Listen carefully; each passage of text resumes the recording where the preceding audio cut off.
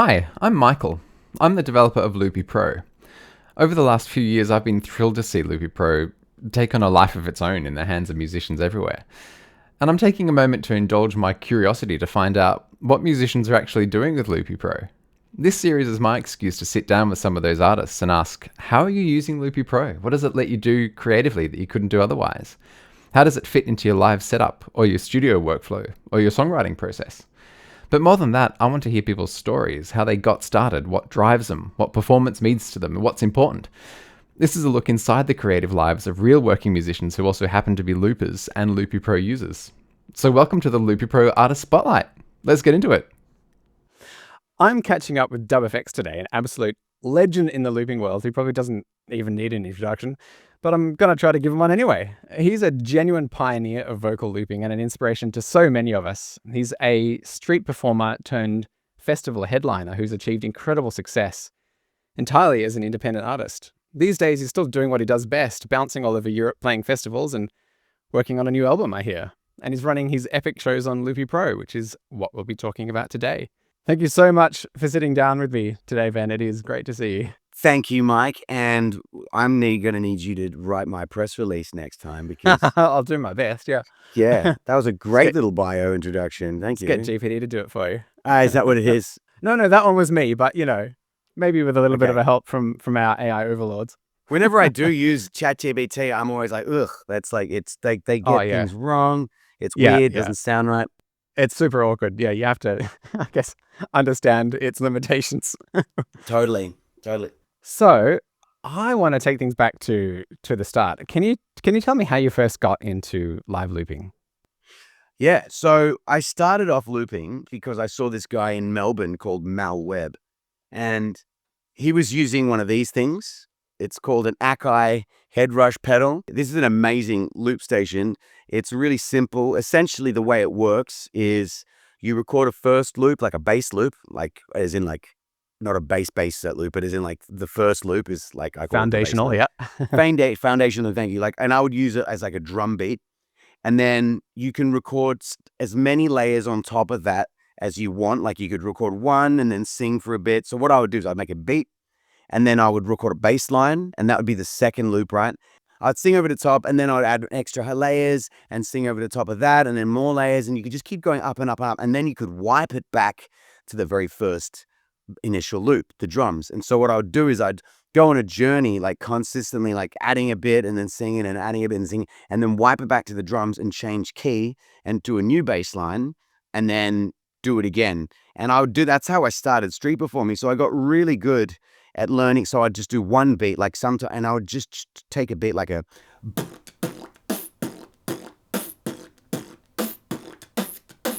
and that'd be my first loop, right? And then I'll just play a bass line over that, and then sing, and I'd sing, and I kind of sang all my songs that I had over the course of like 20 minutes over that one beat in one bass line. Then I would wipe it back to a new key, do a different bass line, and then sing all my songs again in a different key. And then after like that beat had gotten boring, after like 20 minutes of the same beat, then I would change it to like a loop that, put a bass line over that, sing, and then change it, wipe it, make a new bass line, and sing, and kind of get that over there. And I'd do that on the street for hours. And then I'd experimenting, singing different songs over different tempos and different bass lines, and just freestyling over the top. And had that plugged into a GT6 effects processor. I don't have the GT6, but I do have the GTH, which is the second thing I got.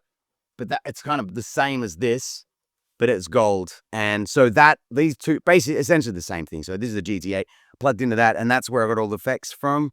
And that would go into the head rush pedal. So that was the first thing I started doing. So that's how I started looping. And then the next looper I got was this, not long after, the RC50. I think this is the 50. And I got that after about a year of using the head rush pedal. And this one is like just the 3-phrase looper. So you got 3 phrases and an undo, which is kind of like a 4th layer. So I would record drums on the first, extra percussion sounds and like harmonies on the second, and a bass line on the third. And then I put a second, like a punchy bass, like a dum dum dum dum sort of bass line on the third. And then I'd add a Droney over the top, and then use the undo function to get rid of that long bass line to go to the punchy bass line. So it was sort of like I could basically go between having drums, percussion-y sort of chords, and then two bass lines, essentially, one on top of the other. And that was like my three-phase looper. And then eventually I went to the RC505, which we all know, which is sitting in the back shelf up here. I don't know if you can see it in the background. Oh, yeah. It's behind all the stuff. Everyone knows that one. In the sin bin. But yeah, that's how I started. So I was in that. So I think I spent about a year on the Hakai Headrush pedal, and then I spent about 3 years on the RC50 until Roland basically called me out to Japan to help basically make the MK1. And when they sent it to me, I was really disappointed. I'll be honest with you. It was just, I mean, it had all the things that I said, but it was just cheap and didn't sound like very good. But I used it Right. until you came along and listened to everything I had to say and built the greatest loop station ever made. Lots of people want to know how you came across Loopy Pro, but yeah, we've been friends for a long time. And Can I tell the story? It's a pretty funny story. Yeah, I'll tell go the for it. story. So I was living in a van, traveling around Europe, street performing. You were living in a van, building apps, traveling Europe. And then one day I get this email from you saying, hi, I made this app called Loopy HD. I already knew Loopy HD because there was like 2 or 3 loopers in the App Store, which I'd downloaded them all and I was playing with them. Right. And you're like, can you make a video? I'll pay you a couple of grand to make a video. I was like, what?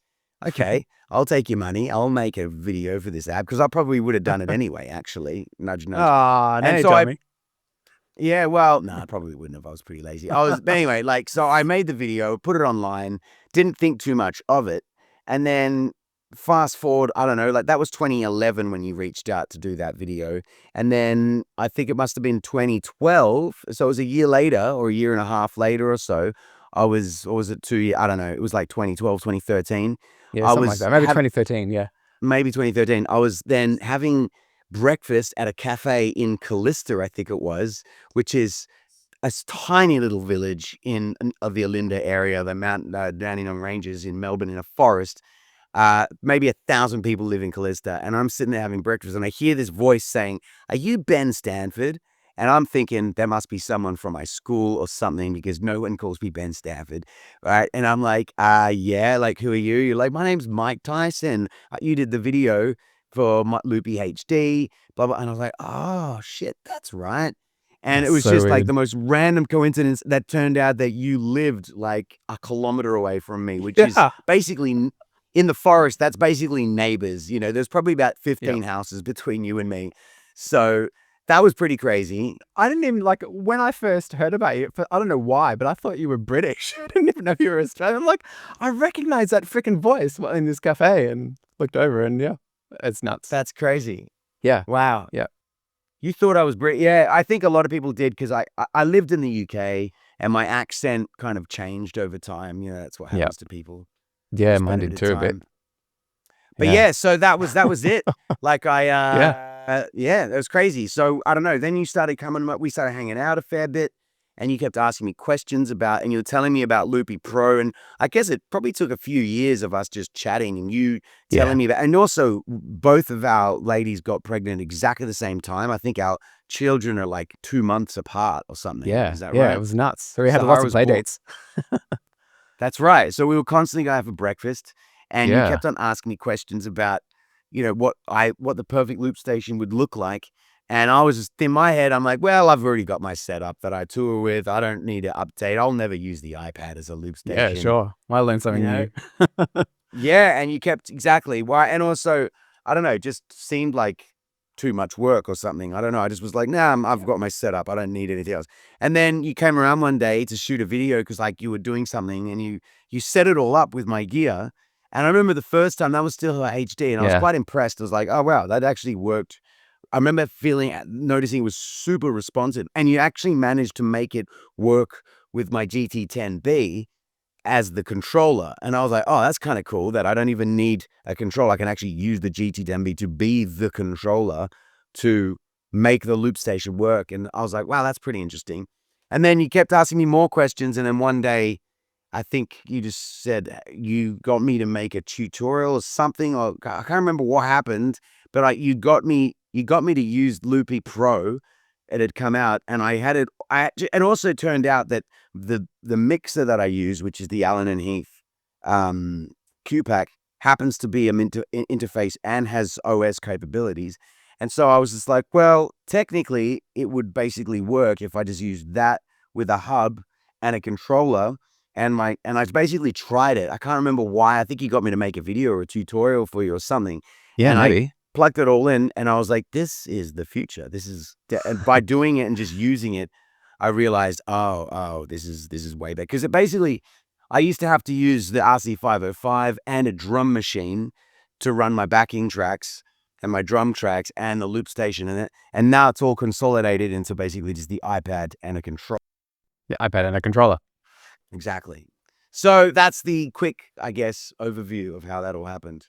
Yeah, that's a fun story. Yep. Can't believe it worked out that way. But can you hear that? Someone's using a vacuum cleaner, I think, upstairs. Oh, excellent. Yeah. You can't hear Apartment life. Yeah, I can hear it. Yay. It's lovely. Soft Okay. tones. Sorry. It's all right. The AIs will fix that. Oh, great. Yeah. Why did you switch from the 505? What's different? How's it changed what you do? So there's loads of different reasons. The first reason is way less cables, way less audio cables. I used to have to run, like a cable stereo pair from my effects pedal into the loop station, from the loop station into the mixer, and then also from the drum machine loops, like the cables into the mixer, etc. And that was like, that's a bunch of stuff already that's just replaced with USB cables. So just a couple of USB cables. It's all talking to each other. The Akai Force, which was this thing here, that was kind of my drum machine. This was my drum machine backing track, and this thing weighs a ton in itself, right? Yeah, it's massive. It's massive, and it weighs way more. I mean, it's still a cool thing, and I use it occasionally for little tiny gigs where I can actually use this as a standalone unit for Sahida's project. So when I work with my wife, Sahida's projects, we literally just bring only this and a couple of microphones, plug into that, and this runs basically the backing tracks, and I just use that only, and that goes directly to a sound engineer. So it's still pretty handy, but it weighs a lot. But I used to bring that and my pedal and the RC505, and it was just, a lot of weight and a lot of stuff to bring around. But, this controller is smaller and much lighter. In fact, the iPad and the APC40 MK2 are both together smaller and lighter than just that on its own. And I don't have to bring a RC505 loop station. So, that was the first thing. Like, weight was a big thing for me. But then, of course, there's all the other stuff, the functionality, the usability, the quality, audio quality. Like, it's just, first, the iPad obviously is it's got a much stronger CPU than what the 505 has. The onboard effects that you can get in Loopy Pro, I mean, I use all the FabFilter plugins. The Reverb, the Pro R Reverb is incredible. I mean, you can't even compare it to the effects that you get on the RC505. The low pass, I use FabFilter Pro Q as my filter for doing my low pass and my high pass. Sounds amazing. It's got Space Echo emulation. It's got the Springs plugin, which I use in all my music production in the computer. Basically, all the plugins that I use, not all of them, but a lot of the plugins that I use when I'm mixing and producing my music are in the iPad. So super high quality. When you pitch shift songs, like when you change the tempo, you don't get any aliasing compared to the 505. If you just go 1 BPM down or up, it's unusable. It's like an effect. I would use that effect to basically, I don't know, like to end a song. It would go, I'd use it to like sort of finish a track, and it was kind of cool, but that was it. Whereas this loop station, you can literally just pitch up. What I've been doing in my live shows, like I make drum and bass kind of the way old school producers used to make drum and bass, where I'll record a loop going, loop that, then pitch it up so it goes, and now it's pitched up and it sounds like drum and bass tempo, and then I can sort of layer stuff over the top of that, and it sounds like authentic drum and bass. You can do that with this loop station. There's so many things that is just better about this. It's better than Ableton Live, I tried using Ableton Live as my loop station at one point, and I just couldn't get it to talk to my external drum machines and my effects pedals properly. Like, it was weird. It was like you kind of just locked in with Ableton Live. You're locked into like a way of doing things that I didn't like. It meant that you had to sort of pre-program everything and kind of do things a specific way. Whereas, yeah, Loopy Pro is just, it's better for live. It's so much more flexible. That's awesome. Yeah, I hear yeah. that a lot about Ableton, that they're sort of more focused on the studio now and less on live performance. Exactly. It shouldn't be Ironically. called Ableton Live. It should just be called Ableton Studio. Ableton Studio. Yeah. Yeah. Yep. So yeah, that's pretty much it. I mean, like, it's just so much better. And I can't imagine. Another great thing is when I make my tracks in the studio, because I do looping, of course, but I'm mainly a music producer. Like, I don't call myself a beatboxer, like people like Beardy Man who are like straight up, beatboxers and stuff. I use beatboxing as a sound design, but like, I'm a music producer. I'm a vocalist. I'm a songwriter. So I spend most of my time in Cubase producing my tracks. And then when I want to import those stems into Loopy Pro, it's so easy because like it's to get it running, like to program it, to put it into like, say, the Akai Force takes ages, right? Whereas to chuck it into Loopy Pro, it's so quick and easy to import the loops. And so I've got templates set up. Yeah, it's just so easy. And I do a lot of stuff where like I do change the tempo on tracks. Like sometimes a song that sounds great at a certain tempo on the album, live it might be a bit slow. So I bump it up 3 BPM, and I don't do it in Cubase and import it. I just do it in Loopy Pro, save it as a faster BPM, and no one can tell. It sounds so Sweet. smooth and clean. That's great. Yeah. Yeah. I love the time stretching algorithm in Loopy Pro. It's really good. It's not mine. I didn't write it. I can't take credit for it. But yeah, it's really good. It's called Rubber Band. It's it's great work. So that's what you've done. You've essentially basically taken like loads of algorithms from other people that people designed for the iOS system and just chucked it in Loopy Pro. Is that how you do it? Well, for the time stretching, yeah. I Right. certainly wasn't going to make my own because that's like PhD level work right there. And Right. but there's this really amazing open source library. The guy who makes it is a legend, and he does good work. Wow. Yeah. I mean, I'm not saying the whole thing is obviously stolen, but like, yeah, little bits and pieces you take, right, from people that Yeah, have of open course, source. That's pretty yeah. amazing. For sure. Yeah, Wow. you gotta. Yeah. So would you be able to give us a little look through of your rig? Can you give us a Sure. tour? Great. No worries. So I've basically got this dongle which plugs into the iPad, and it's giving power to it, and then it's got 3 USBs outputs. One is going to my APC 40 MK2, one is going down to my Helix, which is my effects pedal. So I can sort of give you a quick show if you can Yeah, see cool. that. That's great. The Helix. And then I've got the Allen and Heath Q-Pack, which is a 16-channel mixer. It's kind of overkill for a lot of people. Let me see my battery life. Okay, we're good. So a lot of people might think that that's too much for them because it's basically got 16 hardware inputs and 16 digital inputs. But it's great because I work with a lot of musicians and bands, and for example, I use channels 1 and 2 for my coming in from my Helix. So my wife Sahida, she'll use input 3 and 4 for her effects pedal that I had run. Then I've got this guy Presence I work with from time to time on 6 and 7. Then I've got Mikey Woodnote. His saxophone comes in on 9 and 10. His Iwi comes in 11 and 12. I've got my dub siren on 16. I've got a guest microphone on 15. So I'm already basically at 12 channels essentially. It looks like it's not overkill. No, it's not overkill at all. And if I wanted to work with any other musicians, I've got 2 more stereo. I've got stereo pairs to go in, right? So, or if I wanted extra microphones, so I've almost basically maxed out. And then the loop station, as in Loopy Pro, comes in on the digital inputs, and so I'm using drums on 17, 18, instruments on 19, 20. Bass comes in on 21, 22. Extra, which I've called extra, which usually BVs and top lines. 23, 24, and then my sends 25, 26. My click is on 27, 28, and I've still got 2 more stereo digital inputs in case I need them for whatever reason coming in from the iPad. So yeah, I'm almost maxing it. I'm using almost all the channels, analog and digital. for what I do. And what's great about this particular thing is it's also got like, it's got 16 inputs, but it's also got like 10 outputs. So I use my stereo output, main stereo output goes to the front of house, but then I've got another 3 stereo outputs, which I use as in-ears. So right now I've only got 2 plugged in, but you down here, these are in-ear inputs, outputs. So that one there's for me, that one's for my guest, but I've also got more of these units. And when I go on tour, I plug in another 2.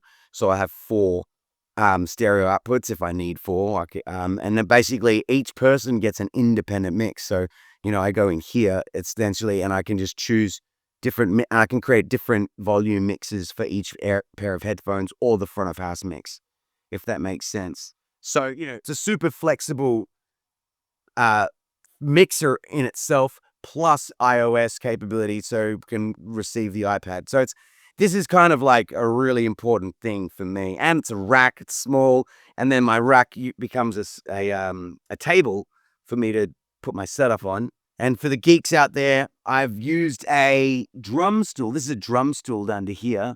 And essentially what I've done is I got a bit of Velcro on the bottom of this case, and a bit on the other side of Velcro on the bottom, on the top of, this would normally be sitting like a stool, like a chair, pillow would be on top of this bit.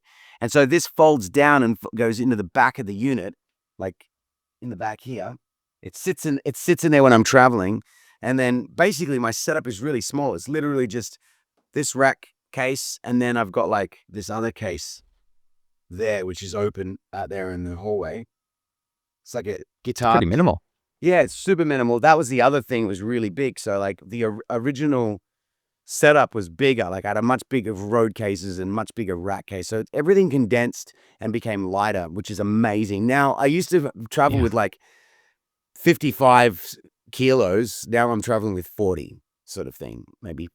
So that's a big deal for me. Really big deal for me for traveling around. Saves the back. So that's the mixer, and I've also got my Helix pedal, which is got this thing here, Future Impact, which is a synth pedal, and I'll show you what that sounds like in a minute when I start making sounds. And then the iPad, that's it. That's basically all it is. That's the in-ear system, the Allen & Heath Q-Pack, the AVC40 MK2, iPad, Helix, and the stand. And that's pretty much, and the mic. And then I use these Sennheiser wireless Bluetooth mic things, which are great. They have basically minimal latency. Like I can't check.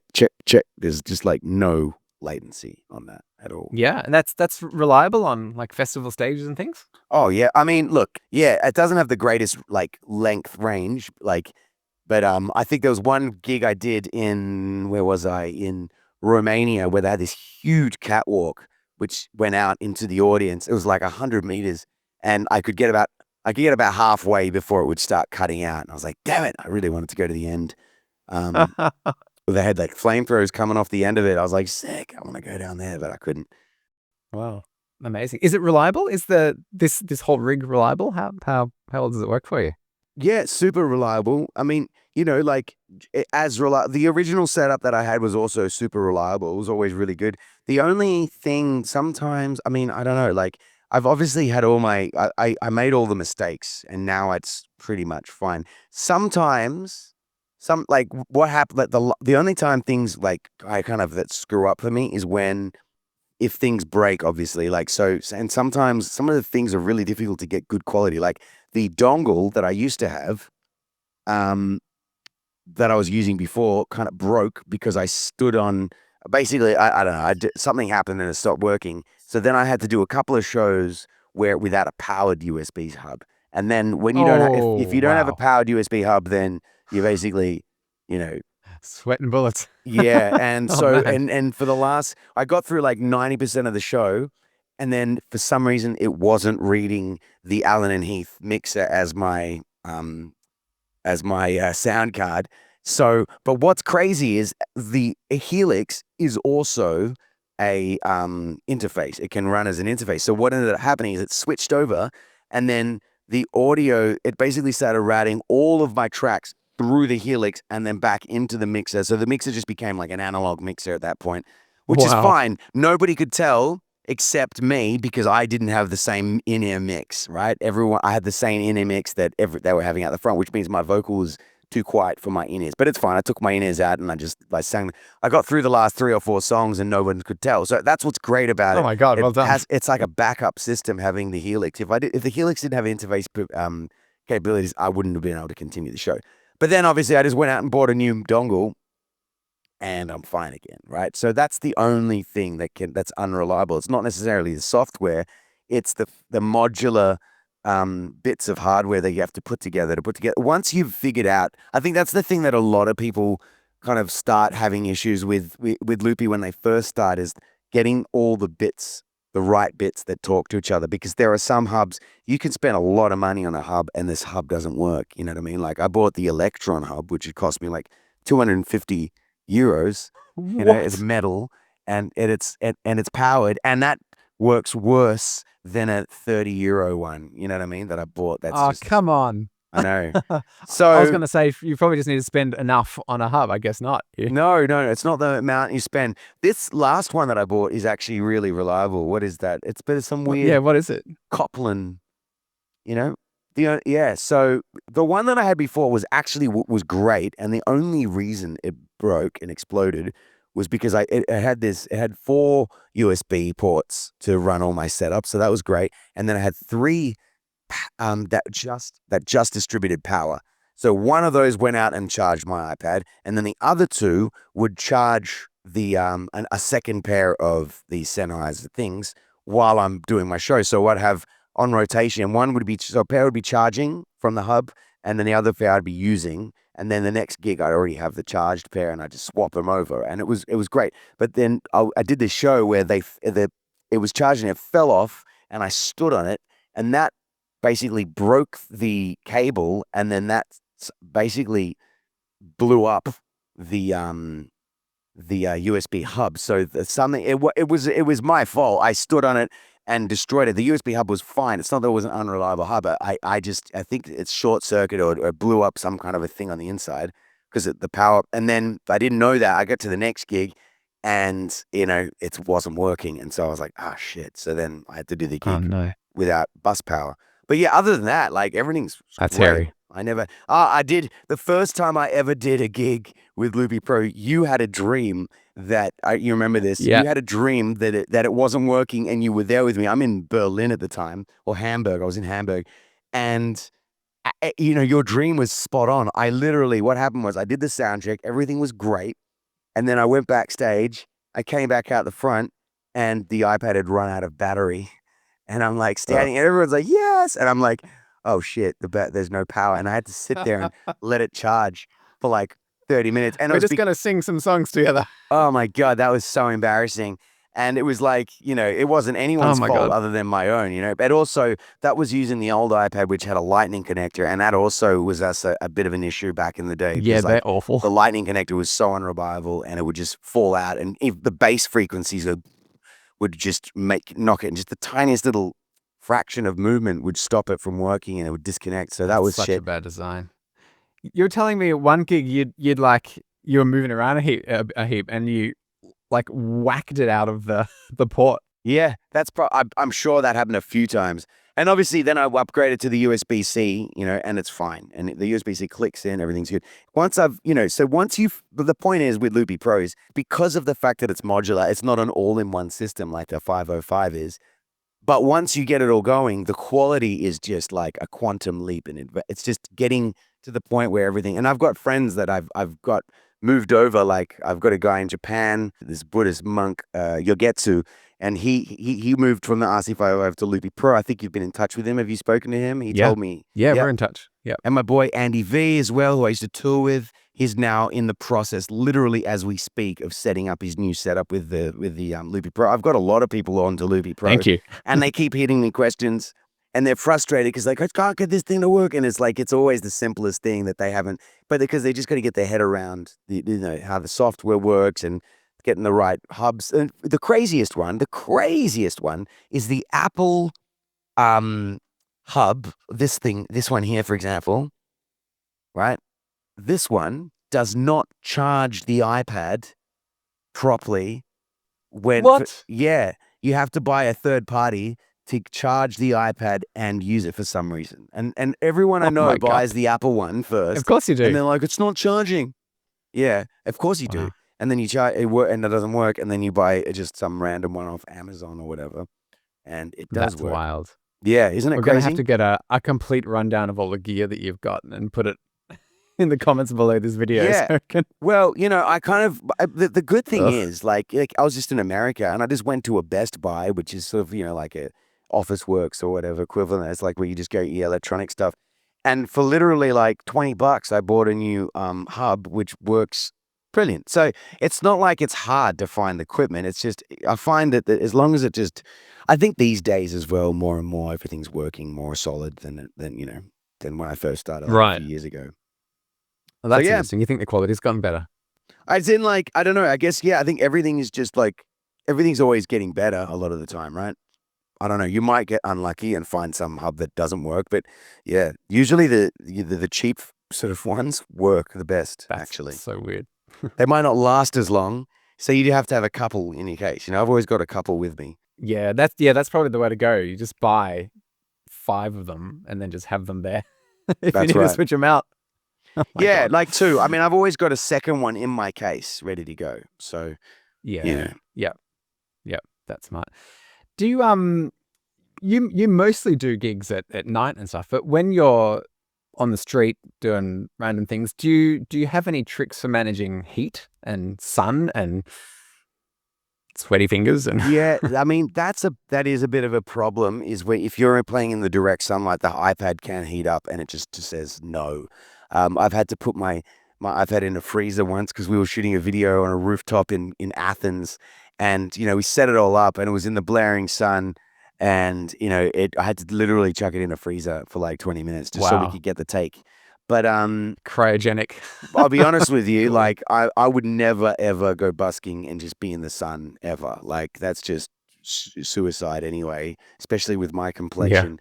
I would really, I'm always finding a shady spot, or I wait until the evening time. You know what I mean? Like if Yeah. I'm gonna go, I used to go busking, but I really don't busk so much anymore. Like these days, like this setup, I have taken it busking a few times and it's fine. It's great. It's good. But this is a setup that I built around festivals and club shows. If I was to go busking again, I'd probably would just use a very minimal setup. Like I'd take the HX Stomp as my effects process. I don't need a Helix to go, oh, you've lost me again. Over here. Come back. There you are. Yeah, so this is basically the same as the Helix, except it could do like have less modules, but you don't need that many modules. The reason I like the Helix is it's got a foot pedal on it. It's got an XLR input, like a mic input. It's got a mic, and this has a mic preamp module, but you have to use one of these like to bring up the impedance on a microphone input. But yeah, that's what I use for my wife when she plays with me. When Cedar plays with me, she uses this pedal, and it's fine. So if I was to go busking, I'd use this pedal, and I'd probably use that as my interface. I wouldn't even use my Helix, and then I would have to figure out a way of using the controller with the iPad on a stand somehow, and I would just make it as minimal, because when you're busking, you don't need all that equipment. This is great for like when I'm on stage and I want to play my whole proper setup, you know what I mean? When I'm busking, I only usually, what I used to do is I'd do like two or three songs, build up a crowd, get them to buy my CD, and then say, thank you very much, leave. And then they'd go, and then I'd wait, and then I'd build up a new audience. And because it was all about selling as many CDs as possible. Right. That was the plan, right? There's the game plan, is sell as many CDs as you can. Whereas on a festival show, it's play as many songs and make people dance as hard as possible, basically. So it's a different intention. Yeah. Would you walk us through your Loopy Pro template and how you have that set up? Yeah. So this is my template. It's basically it mirrors everything that you see on the APC. I tried to use as much of the MPC real estate as possible. So in the bottom right hand corner, the little white squares, they're one shots. So hold on.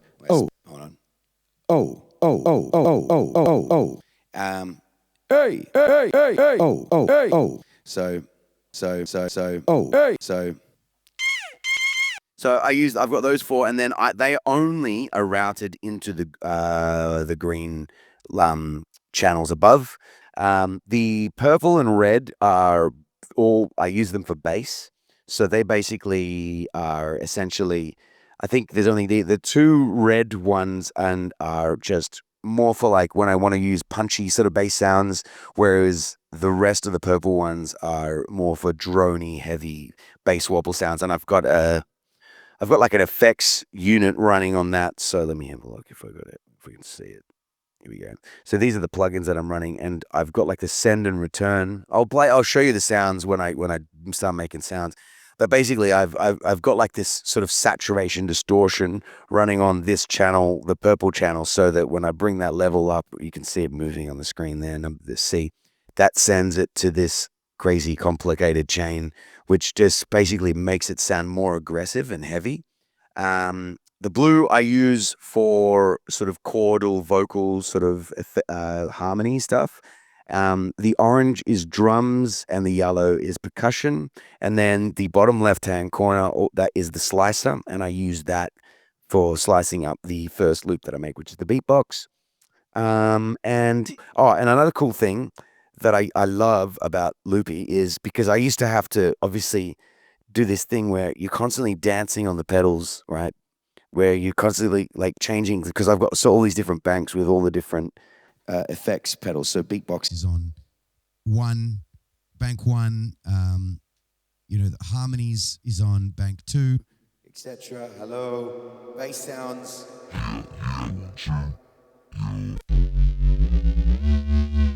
Here, and then my vocals is on 5. But what I've done is I've made it so that these buttons on the MPC 40 basically change the effects. So I'll show you what that looks like.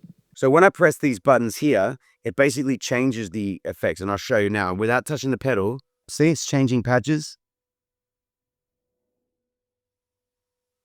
And I don't have to use my feet. So I'm sending CC messages. So I've basically mapped these buttons to CC messages, which tell the pedal to change. So what's great about that is at any point on any project, if I press this button, it goes to my singing patch. Does that make sense? But it just means that it's so much quicker than having to just go menu dive with my feet and select the thing that I want to select. I just have to hit this one button up here, and it just changes it to what I want. If that makes sense. So that's super cool. And it also means when I'm running backing tracks with the sequencer, I can send CC messages to change my pedal during the song, which is really, really handy because it means I can be out in the crowd. I don't have to be near the pedal to change the patch, if that makes sense. I'll show you what that looks like in a second. So first of all, I'll make a beat real quick. So if I go to the beatbox patch,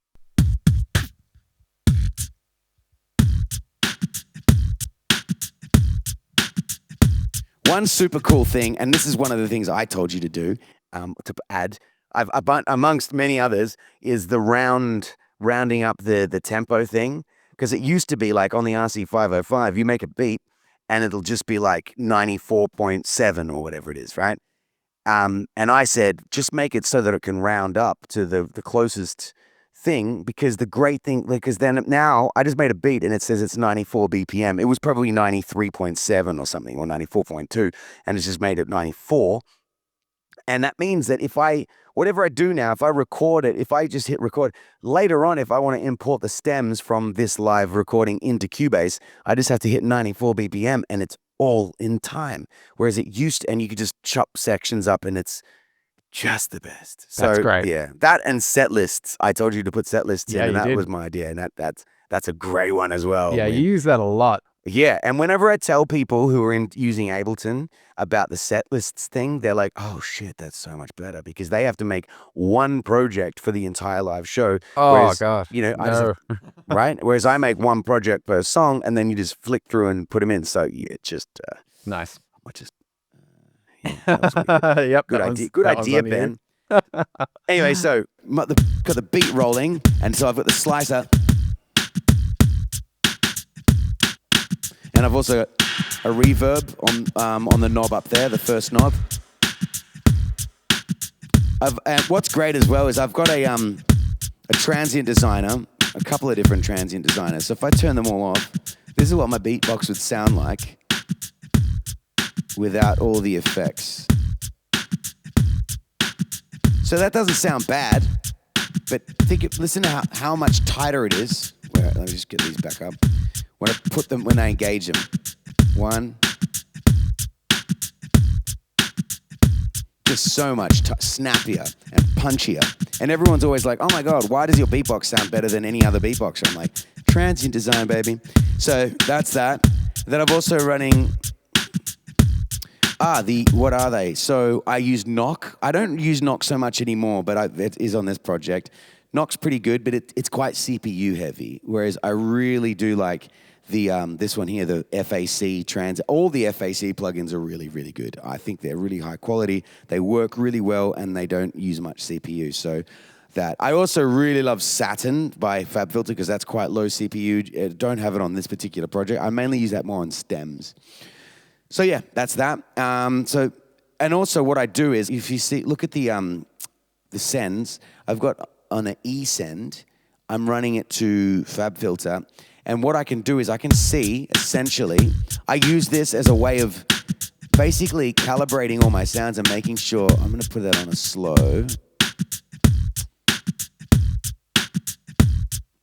So it's better, it's easier to see. So I can see my targets. I know that I'm hitting exactly the targets that I want to hit. My kick drum is hitting where it should hit. The hi-hats are hitting where it should hit, right?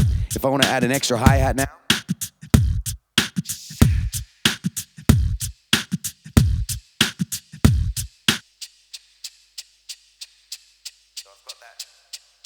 so I've got that now running alongside. And it's also got a delay that I've put in as a send. I can take that away. So I can see my targets, I can see what's going on there. Now I'm gonna go to the next thing.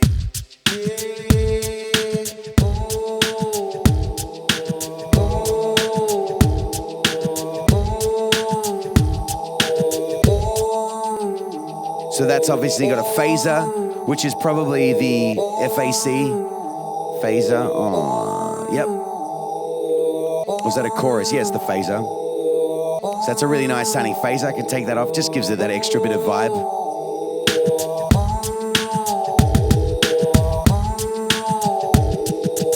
Right?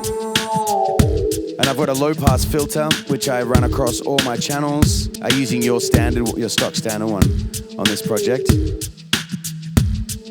But that's only on, it's not on the drums. I don't have it on the drums. Just like I used to do on the RC505. I never put the low pass on the drums. I just put it on the chords and the bass. So yeah, so that's that. So now I've got that. I'll put a, what else we got? Let's do the next loop. I'll use,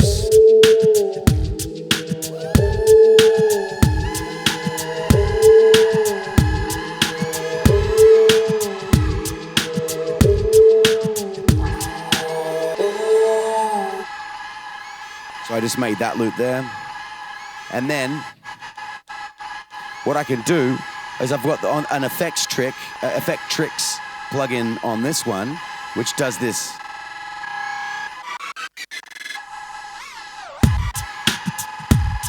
Yeah. So it just gives it a vibe, which is basically, let's have a look, which one is it? This one. So yeah, mixed together. So it creates, it turns it into like something new. That's what it was. And now it's that. And then I put a bass line on top on it.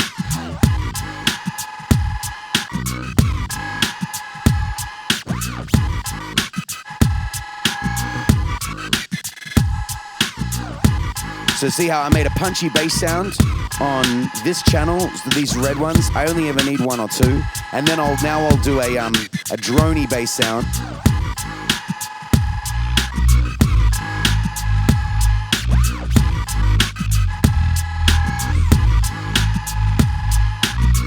Right?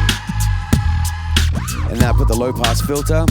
So this is now I'd be singing my verse over the low pass filter like this, and then when I want to open it up for the chorus, actually I'll put another sound effect on that that's in tune. Hold on. And another cool thing that I can do, by the way, is the Helix has a loop station built in as well. So sometimes what I'll do is I'll record a loop onto the loop there and then record that into the loopy because it's got some cool sounds. I'll show you. So if I was to record,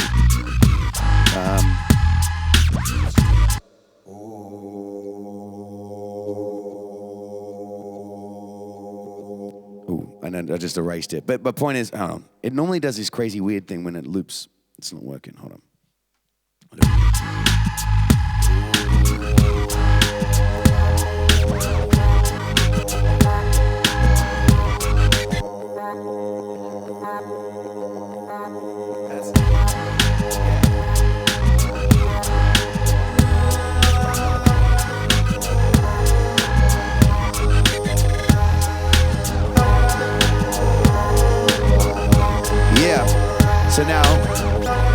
So that's what I just recorded. And I put the phaser on that.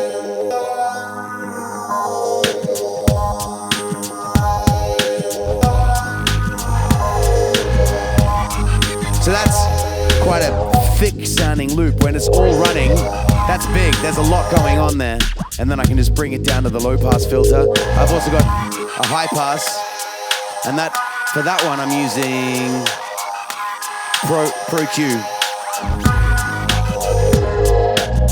And then I've actually got another effect tricks running over a bunch of stuff, and that'll affect everything. Hold on. Is that working? Yeah.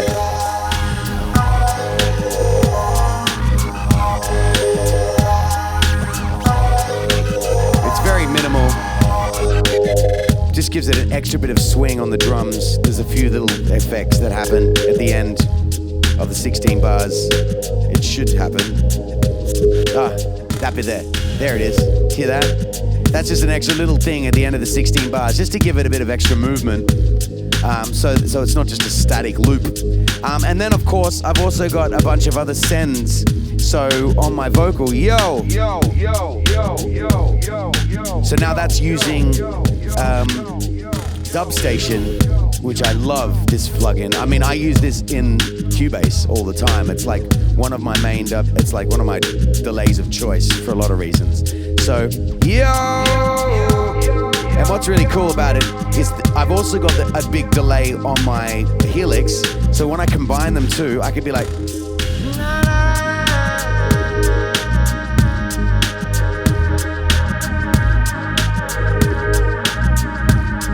so that was both of them. I went one into the other and it creates a whole new texture. And that's like dub music is kind of that. It's a lot of it is playing around with the echoes and the dubs and running from one echo into another echo, an echo into a phaser, into a spring reverb, into another echo, and all sorts of, and creating these long textured sort of things where you can repeat. It's just like, that's kind of the sound of electronic music a lot of the time as well, especially techno and stuff like that. So yeah, I'll show you another really cool thing. So the bass sound that I was telling you about, right, sounds cool, but if I want extra grunt, I just turn this knob up. Now it's heavier. So, and that's really, now it's gone, right? So if I do a different bass sound, like check this one.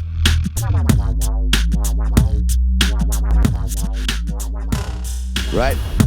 So that sounds all right, but as soon as I jack that up,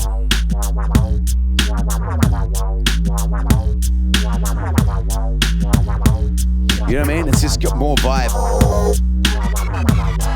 That's just, yeah. So let me bust up a rhythm. Hey, so let me bust up a rhythm with some harmony. I wanna tell you what I'm feeling, but I can't, you see. Oh, the world is in trouble, why can't we be a better example of humanity? I'm always wondering, what if the world I'm in is another simulation of my soul within? Feel like I'm frozen in, walls are closing in. I need to meditate in my garden. Hey! Yeah, it's kind of endless. Yo. So much vibe, so many things you can do. Wow. Yeah. There you go. So that's a quick little. And then what's sick, I mean, so that's kind of I've kind of showed you the rest is just like the loops, like what you put into the loop station. What I've done is I've just created things that I can then do to modulate and change those effects parameters. So like the bass sound, making it more grunty, whatever sound I put in. I've got lots of different bass effects that I could use, like something like this.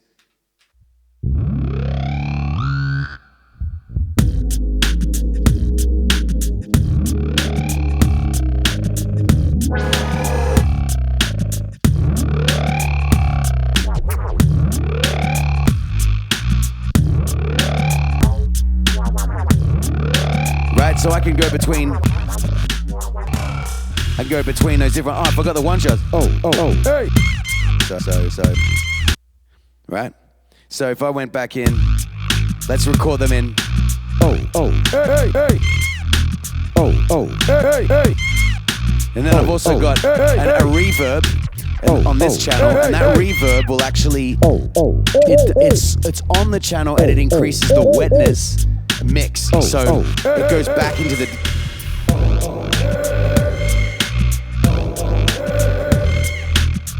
dry. Instead of running it in parallel and bringing up the wetness like I would, for example, with the drums, it's adding it, but it's the wetness alongside the dry. This is just going from dry to wet, so it's kind of cool for putting something far back in the mix and then bringing it forward.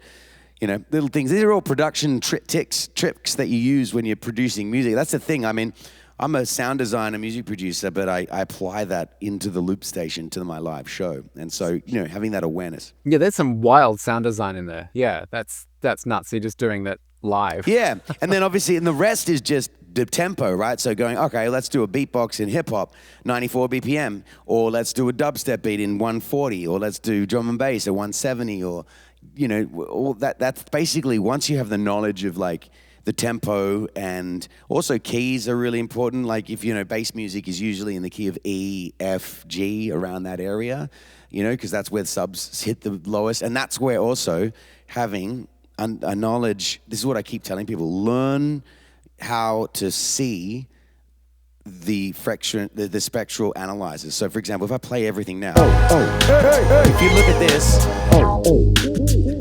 is basically showing me where I'm hitting all my targets. I know for a fact that this is going to sound good in the system because I know what it should look like. These are my targets.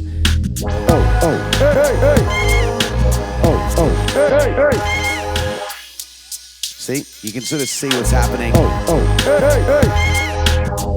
So I know, and what I do is when I'm on an airplane, like sometimes I'm going to a gig, if I've just imported a brand new bunch of stems from a track that I've just been working on, I open that up and I look at it and I can see, the kick drum's hitting here, the bass is hitting here, the instruments are hitting, the hi-hats are a bit dull compared to the rest of my show. I'm going to just go into that project, I'm going to that channel, and I'll turn up the high frequencies that need to be turned up so that if I go from one track into the next, it'll all kind of be sort of have a particular shape, if you know what I'm saying, like it'd be unanimous in terms of sound design and frequency. So learning where the targets are is really important, and so then applying that and like sort of to the beat. That's how I kind of make my beatbox sound really good, because I'm basically reverse engineering what I would do to a drum kit in the Cubase to my beatbox in Loopy Pro, if that makes sense.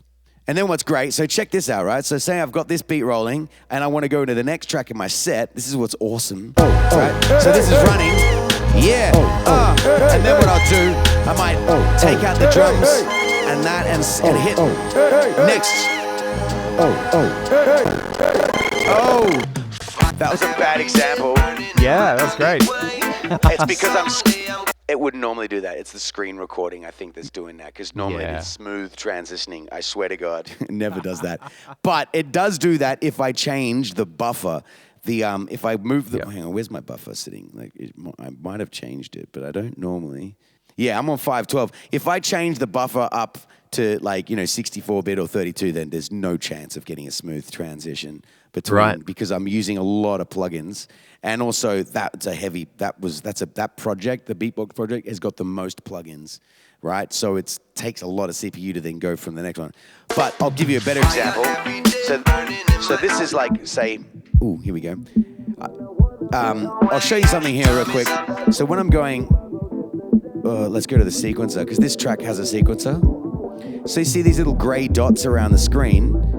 The gray dots are essentially sending patch change information. So I'll show you again, right? Cool. Watch.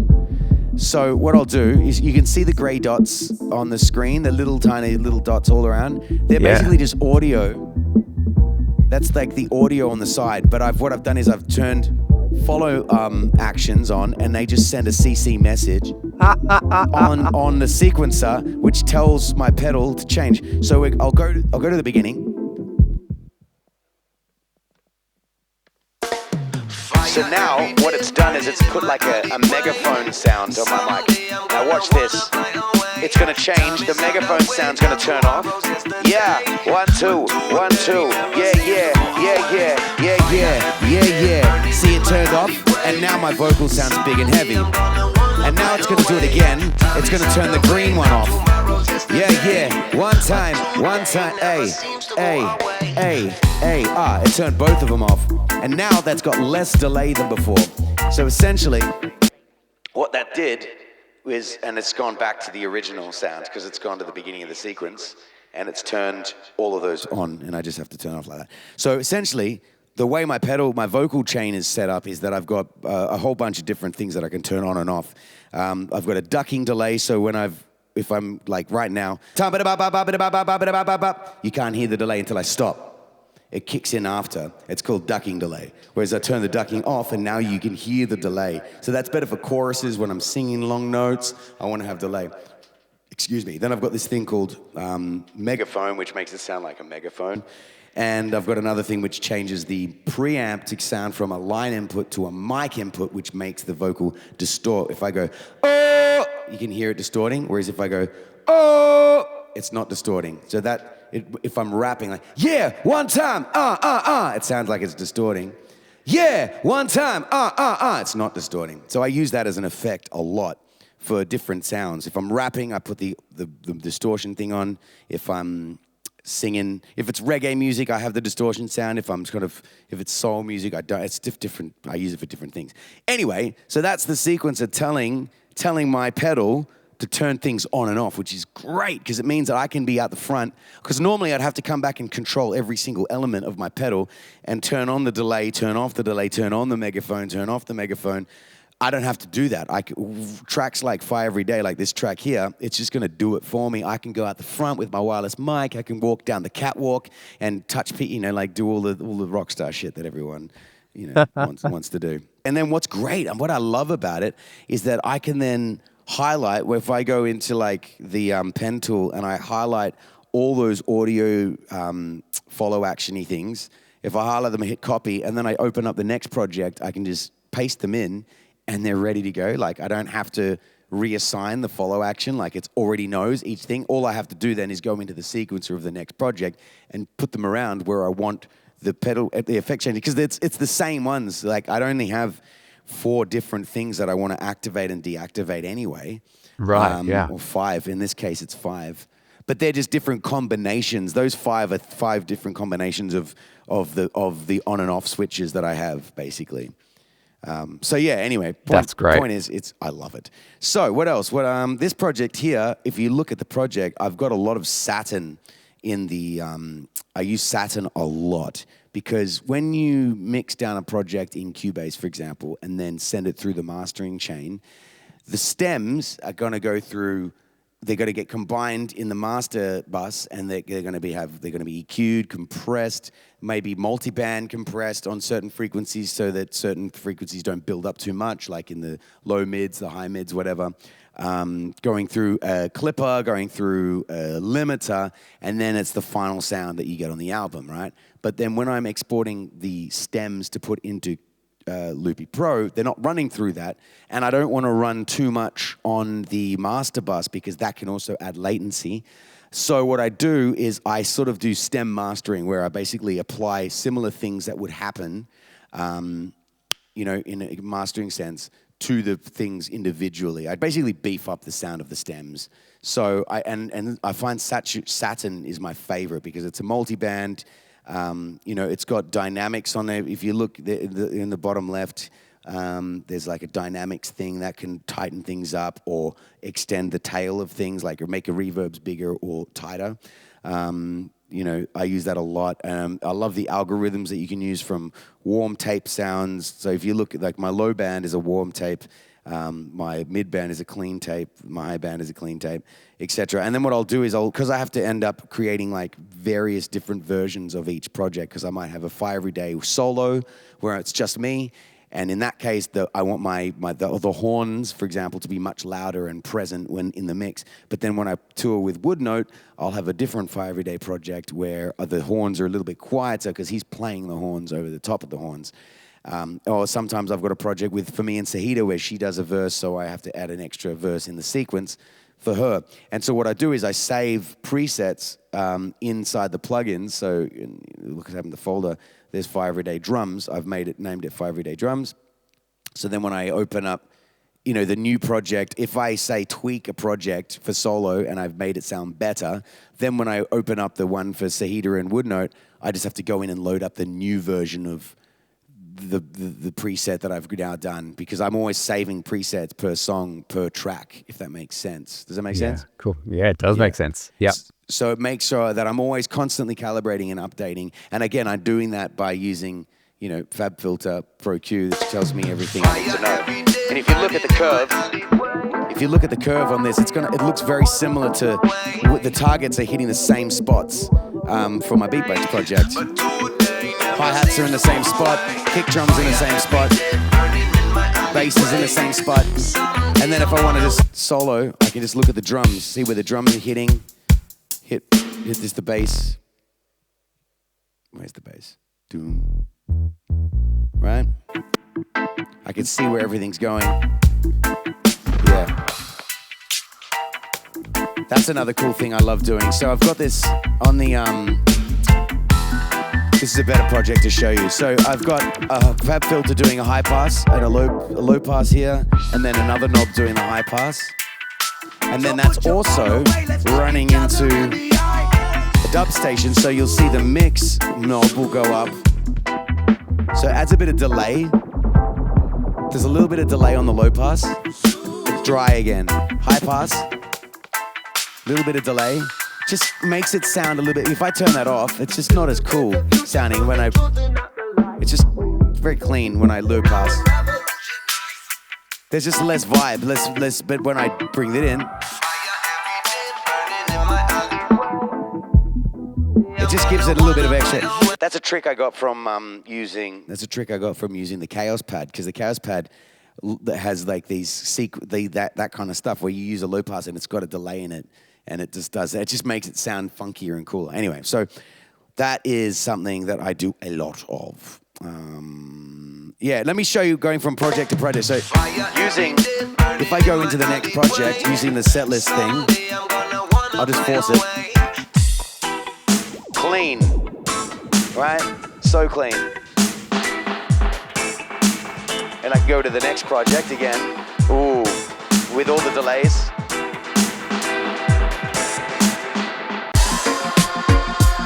Sweet, smooth. And the next project again.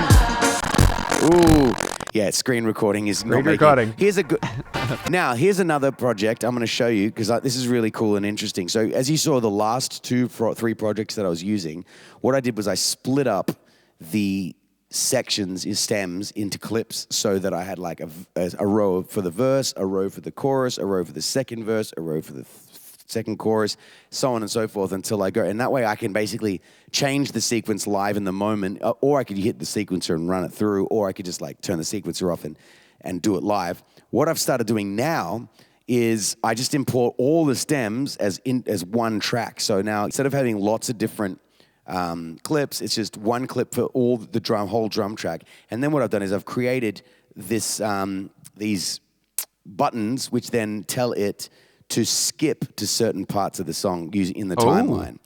Oh, and cool. so it's basically sort of like how when DJs use cue points on a track.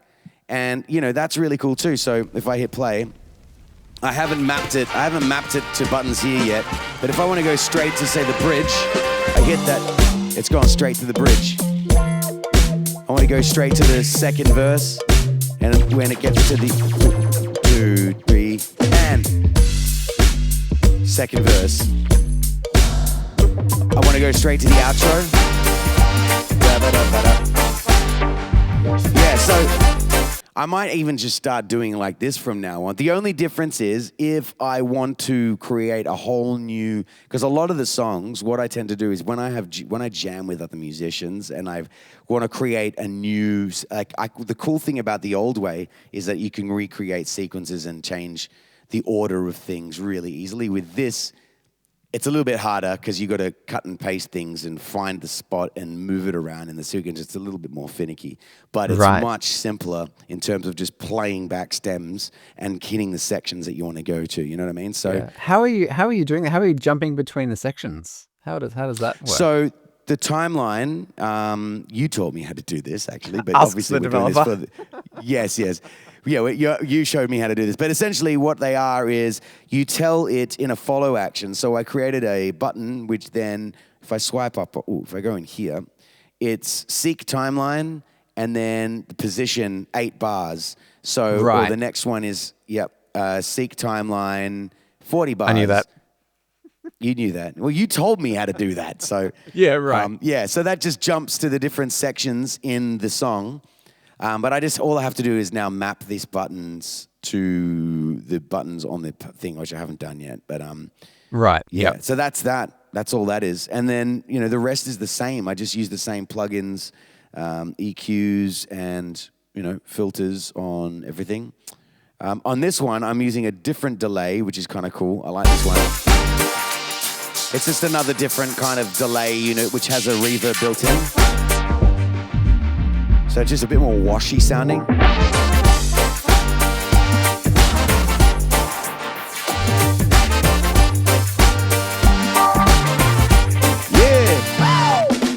Yeah. So that's that project. And what are you using for the delay in that one? The delay on this particular one is, this one here. It's basically a space echo plugin. Right. So it's called Outer Space. And it kind of mirrors, it's actually like this. I've actually got the original. This is the original unit right here. It's called, that's the 501, which is a delay unit, analog delay tape machine unit. So it's got all these different tape delays. And that's the 501. This is based on the 301, which is the green one. The only difference between the 501 and 301 for all the nerds out there is the 501 it has a noise suppression, like a gate. So it basically makes it cleaner. But most people prefer the 301 because it's dirtier and you get this really gritty sound from the tape. But it's really barely, you don't notice it. And actually the components in the 501 are newer and you could still get a lot of them, whereas the 301, anyway, nerd out. Cool. 301 just is more dubby sounding and more filthy. But yeah, so that, and it's also got a built-in reverb because the 501 and the 301 has a little spring reverb, like spring unit in it, and it's got a phaser. This one has I think it's got a chorus, whereas the 301 doesn't have a chorus. That's the other thing about the 501; it's got a chorus on it, so you can actually make the sound a bit more stereo sounding. But this one doesn't have that. Anyway, so that's like the delay unit, and I've also got. I love this plugin here. I'm going to show you on the screen right now. It's called Devil Spring. I've paid money for more expensive spring reverbs. This one is the best sounding one, and it uses very little CPU, and it's just IR based, impulse response. So, there's only a few knobs that you can play around with, whereas the other ones that you can get, for example, there's one called Springs, which is really good. I use Springs in the project when I'm actually, this one here.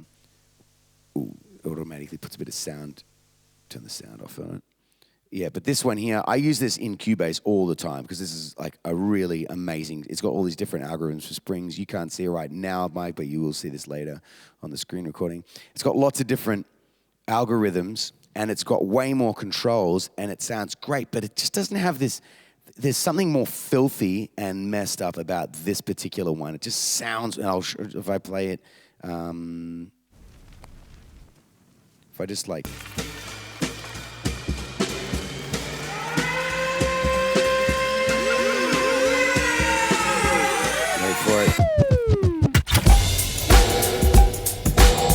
just has this really. I'm also running that into a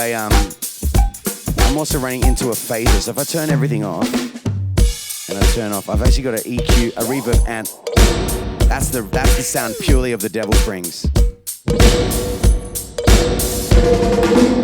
And it's got all these different algorithms which are really good. So that sounds like reggae music right there.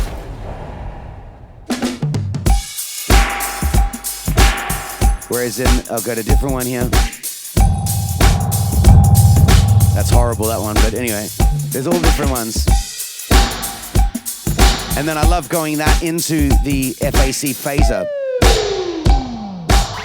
Now it's got like a bit of movement in it. And another reverb again, which is like the Pro R one, just to give it extra. So I do a lot of chaining. So I'll go from a Pro R reverb into a phaser and then into, say, a Devil Spring, or change the combinations around. And that's how you end up getting all these really sort of interesting textures and sounds on your reverb running through a send. And then obviously I can run that through my vocal. So my vocals running through that as well. And what's cool, I love that because I'll make one delay per project. Usually I'll make one reverb and one delay. And then I'll choose. Like, I don't usually put delay on my drums. I usually put a reverb because I just want to go on the snare. But on the instruments, for example,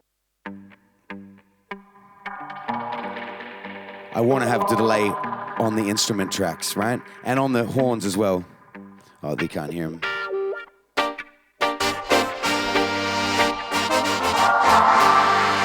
I want the delay on that.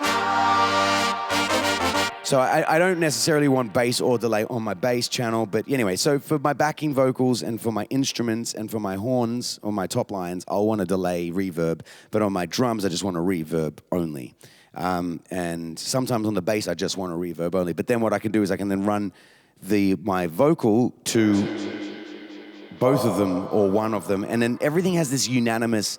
That kind of glues things together. If I do a reverb on the snare, a delay on the a delay on the instruments, and then I put the thing on my vocals, they all kind of go into the same unit, as opposed to a different effect, a different send for everything.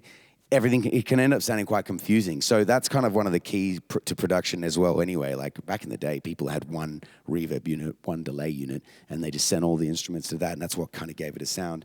So I do that, I emulate that. Even though I could have a different delay on every single channel if I wanted to, I don't want to do that because it just makes things sound confusing. So yeah, and then I've also got a different knob for different artists. So if I've got like, you can see in my input channel here, I've got, 1 and 2 is me, so that's my, but then I've got 9 and 10 and 11 and 12. 9 and 10 is Mikey's saxophone, and 11 and 12 is his iwi, and 3 and 4 is Sahida's mic, so I can turn up Mikey's, it's sending mine to that for some reason. No, it's because I haven't selected the inputs. Here we go. So if I do this, that'll do it. There's a lot of interaction between the Helix and Loopy Pro. Like it's sort of you're using this amazing combination of the two. Do you have them synced? How do they talk to each other? Yep. So they are definitely synced via USB. Loopy Pro tells the Helix what the tempo is. So all my delays are in time. And then also, because also the Future Impact, the synth pedal, how I made that bass wobble sound earlier, that is the synth pedal, and the Helix is telling the synth pedal which program change it's like to go to when I select it on the Helix. And it's also, I think there might even be tempo going from Loopy Pro to the Helix and then from the Helix to the Future Impact through a send return. So there's a lot going on there, but it's mainly just tempo and patch changes are the main things that they need to do to talk to each other. That's kind of really mainly it, which is heaps. Like the patch changing is really, really important. It's like, it means that it's just so quick at like moving around like the project, like if I, change there and I go here, yeah, it changes the patch. So it's like, I don't know. It's just a really, really, really good thing. I mean, a lot of it is, I also need to have some things manual because I think the audience doesn't, I mean, I could literally just press play on a backing track and just sing and have everything do it for me. And, I could program the entire show like that.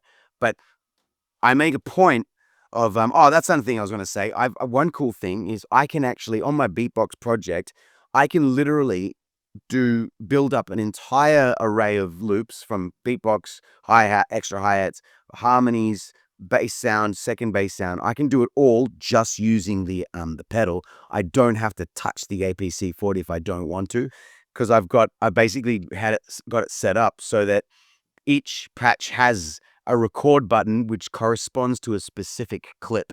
So on the beatbox patch, when I hit record, there's a button that says loop. When I hit loop, it always goes to a specific. I have to be specific. I can't just go onto anything. It has to a predetermined clip activates and records. Then when I go to the next sound and I hit record, another predetermined clip will start recording if I hit record. And I can basically, so old school style, build up an entire song just with my feet like I used to do on the street.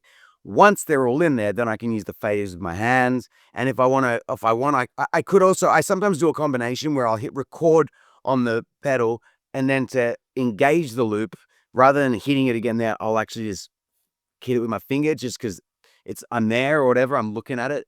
You know what I mean? So it's kind of cool like that. That's great. So you've got lots of ways to do the same thing. Exactly. But sometimes if I want to record the clip to if I want to record a loop on a different clip to what it would normally go to, I just manually do it with my fingers on the APC40. Right. I never touch the iPad screen. It's something that I've tried to make sure that I never have to do. The only time I do is obviously on that project before where I hadn't mapped those buttons yet. So that in that particular one case, but other than that, it's usually if I want to go into the menu, obviously, or if I want to record something, or there's something to do with a click, I haven't mapped every single thing to the APC40, but it's very rare. Yep. Right. And that's because the screen doesn't work that well when you're performing, I assume. Well, and also the case that I've got the iPad in has this really thick plastic screen protector on it, and when this clamp that I'm using to clamp the thing, it makes the kind of the plastic overlay over the screen kind of bubble a little bit, so it's not that responsive. I have to push my finger in to do things with it.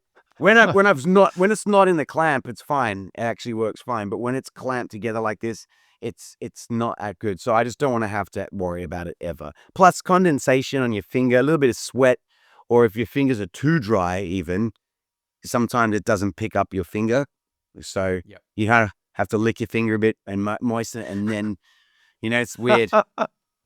Oh, that's hairy.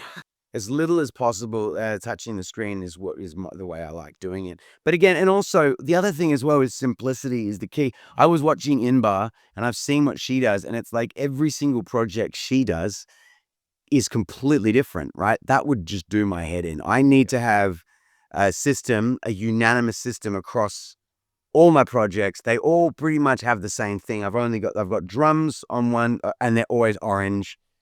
Instruments are always green, bass is always red, backing vocals is always blue, horns and top lines is always purple, percussion is always yellow. I know that. I put them in the same order, and I just make sure that I have a system, and I kind of have the same knobs mapped to the same kind of delays and reverbs, you know what I mean? And EQs, etc. Only going on with my headphones. Okay. Yeah, so I want to be, so when I look at her projects, I'm like, wow, and I know I could do that. I know I could create a new project and have all these different functionalities and things that I don't normally use because I could use it. But when I watch her things, I'm always blown away and I learn something new, and I think she's amazing, by the way. I don't want to take anything away from her performance. But for me, my whole show is more about, I want to try and make the loop station be as transparent as possible. I want people to forget that there's a loop station, that there's an effects pedal. I want people to focus on the song and on me as the performer. That to me is the most important thing, engaging them with my presence, right? That's the thing. And then when they wise up and then they go, oh shit, he did all of that with his mouth in the loop station. That's like the added thing. Whereas I know a lot of loopers are like, what's this? I'm going to make a beat. And then they do it. Now I'm going to do this. And becomes about the looping and about the effects. And it's like their whole performance is based around the gimmick in a way of, it's like no one goes to watch a band well, there are some people that might go to watch a band, but like, for example, like fusion jazz, right? Where everyone's there and it's like the guitarist is like, look how many notes I can play with my fingers. It's like, yes, if you're a guitarist and you want to be a great guitarist, you're going to watch guys like that. And it's like homework.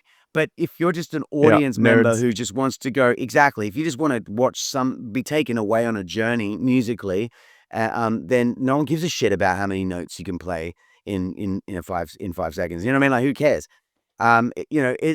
Is it moving? Is it making you feel something? That's my focus. And the loop station is incredible. It's an extension of your personality. It's literally that. It's like adding more of yourself. But for me, it's like, I don't like it when people try to make it all about the loop station. And I think that's where a lot of loopers go wrong, is they think that the devices that they have on stage is who they are. And it's not, like, I know Sam Perry, remember Sam Perry, he's a loop. I remember he had all this merchandise and he'd do like like his front cover was pictures of the gear.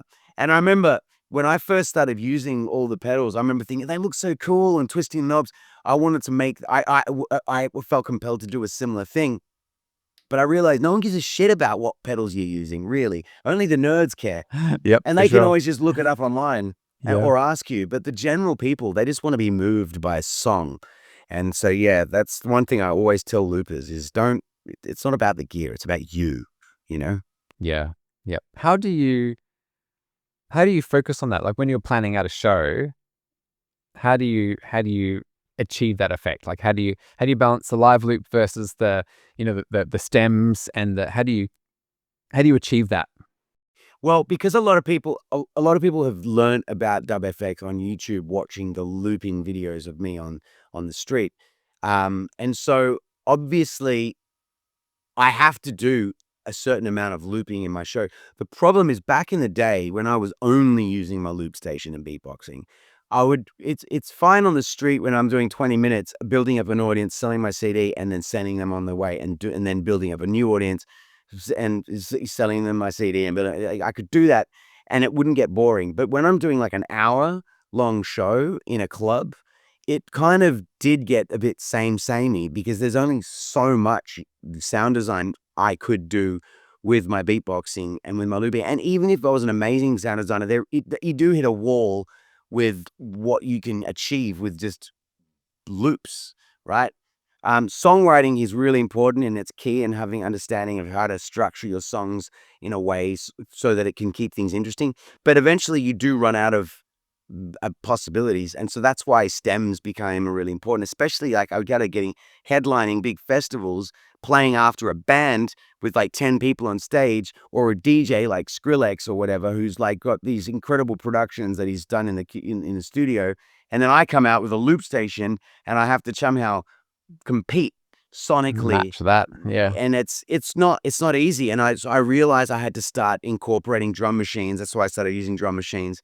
And then backing tracks. So the balance for me is I make sure that I always open the show with beatboxing. I start with a beatbox song, and in fact, I open the show. Like a lot of people like walking out to like some intro music, and it's like this old the spotlight comes on. I don't do any of that shit. I walk out in front of the audience and like as though I was street performing, and I say, yeah, let's make sure everything's working. I just run through all my sounds, and I show them live in the spot. I basically tap every one of those buttons that I've mapped, which goes to a specific sound, to make sure that they're all working. I want to make sure they're working, but also to show the audience, these are the sounds you're about to hear, and individually and isolated. Right. Bring them along. So I get them, I play all those sounds, and then I get to the beatbox finally, and I poof, poof.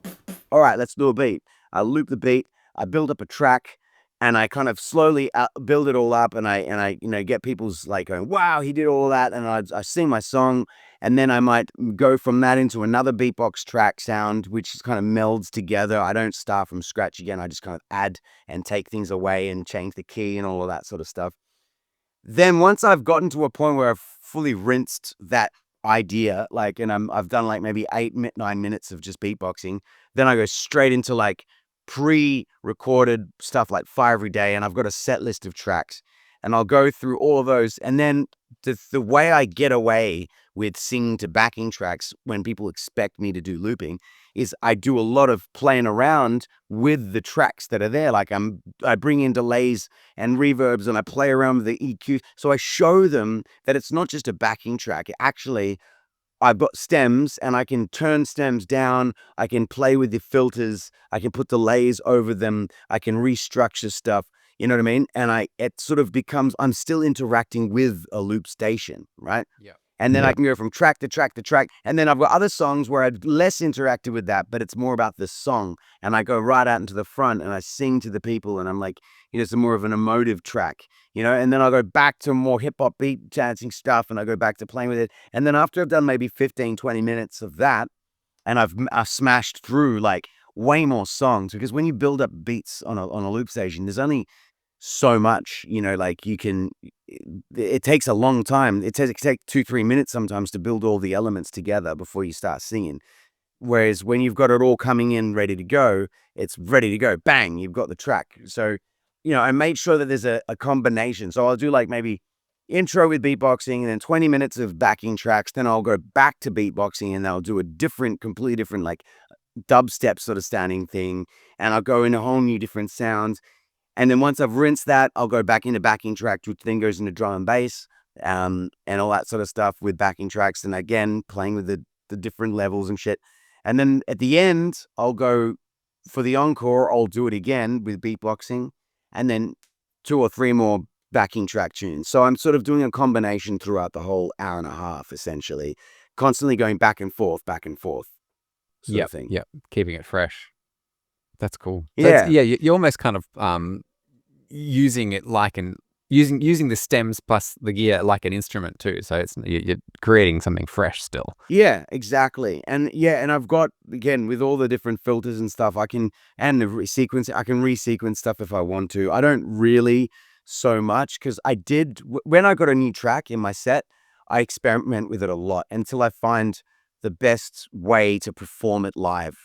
And then once I've got that locked in, I kind of do it the same almost every time, unless I've got a guest with me or someone, there happens to be a rapper who wants to jump up. I'm like, sweet, and this beat's perfect. Come on, give me the mic, and then and then it becomes a new jam again. But things tend to lock in over time, and eventually that becomes. And then what I'll do is, once I've played a track a lot, I remix it, and then I bring in the new stems. So I've got lots of remixes of old tunes that go from the original into the new version, like the remix. So like the live show's constantly updating always. Yeah, that's cool. You collaborate tons with other musicians, including Sahida, your wife, who's a poet, singer, spoken word artist.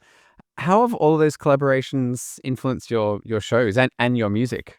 I welcome it, because when I was a street performer, like, people would always come up on the street and want to jam with me. And I've seen other people kind of go into their shell and like, oh, no.